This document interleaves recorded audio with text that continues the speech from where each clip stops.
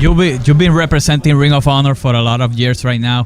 What do you guys think about this alliance that Ring of Honor and New Japan, obviously, and CMLL are working with right here in the Garden? It's amazing. It's great. It's great for everybody. The fans win. You know, the wrestlers win because we get to wrestle each other, man. And the top, competition brings out the best in everybody, man. And I love it. Yeah, man. I think that we need to even build more upon it. Like, we got Ring of Honor, we got New Japan, CMLL, Rev Pro title is being defended with Zack Sabre and Tanahashi. Like, I just think that if this is a chance, this is a spot in the history of professional wrestling where if we run with this alliance, I mean, we could be having pay-per-views from Corrigan Hall with Ring of Honor guys, CMLL guys. You know what I mean? We had York Hall in London. You know what I mean? Arena, Mexico. Like, there's no limits to the combinations and all the stuff that we could do. The NWA later on this month, the Crockett Cup is back. So there's another player. Like, I mean, it's just exciting being a wrestling fan first and foremost. So where was the first time that you guys visited the Madison Square Garden? What's that? I'm sorry? What? Oh, well, this is the first time I've ever been in here. Yep. I ain't never been in here before, man. I mean, I've been across the street, at Manhattan Center, Hammerstein Ballroom. That's the same building, right? Upstairs, downstairs. Yep. The New Yorker, that was the other one. Yeah. We took the train up one time, and we came up. Came up Penn Station, which is underneath, and we just came right out on the street. But we ain't never come up going to the arena. But yeah.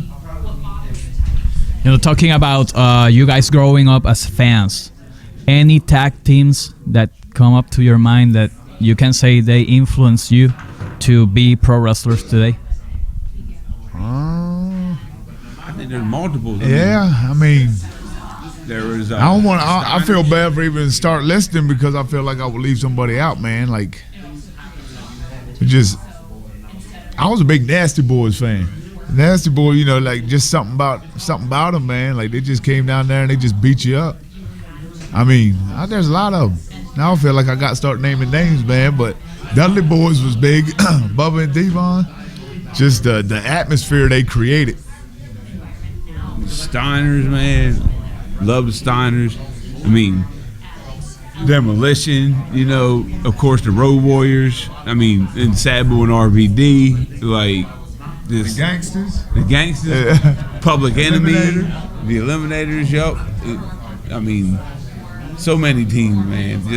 And that's the thing, you got to glean, like it says in the word, you got to glean a little bit here, a little bit there. You know what I mean? Take a little bit from Public Enemy and take a little bit from the Nasty Boys. Take a little bit from the Steiner brothers, and then you got this beautiful thing that is unique in its own. Yeah. So you guys always wanted to be like a tag team, or when in your beginnings you wanted, wrestle as individuals? I would say, like, I guess, I mean, I don't know. We started out as singles wrestlers in the backyard. In the backyard. And our first match ever, it was scheduled to be me versus him. But then we did the old run-in, here come the bad guys, and it turned into a tag match. But, I mean, I guess we just was naturally, made to be a tag team. But, I mean, we started out as singles wrestlers. Like you mentioned that, it's funny because if it wasn't for Wilmington, Delaware, back in May 20th, 2000, if it wasn't for the fabulous Mozart Fontaine and Mr. Ooh La La, then maybe the Briscoe Brothers tag team would never exist. Like I was just thinking, like when we would wrestle in the backyard and like our buddies would come over, like we would never be on the same team against our buddies. It would always be me and some buddies versus him and some buddies. Like it was always me versus him.